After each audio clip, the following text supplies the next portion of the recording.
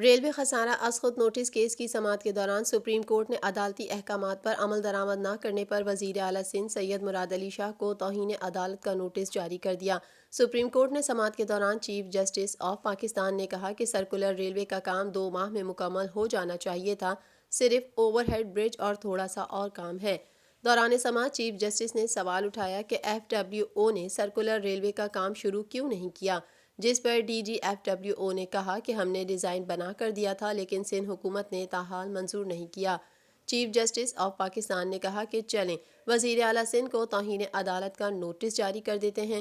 عدالتی فیصلے کے مطابق کیس کی سماعت 2 ہفتوں کے لیے ملتوی کر دی گئی ہے اور اس دوران وزیر اعلیٰ سندھ سید مراد علی شاہ 2 ہفتوں میں توہین عدالت نوٹس کا جواب جمع کروائیں گے۔ دوسری جانب کراچی سرکولر ریلوے کیس میں سیکریٹری ریلوے کو شو کوز نوٹس بھی جاری ہو گیا۔ عدالت نے سیکریٹری ریلوے کو بھی نوٹس جاری کر دیا ہے۔ سیکریٹری ریلوے بھی 2 ہفتوں میں جواب اپنا جمع کرائیں گے۔ پاکستان بھر میں نمائندگان کا وسیع نیٹ ورک، ہر خبر جاننے کے لیے دیکھتے رہیے TNN TV۔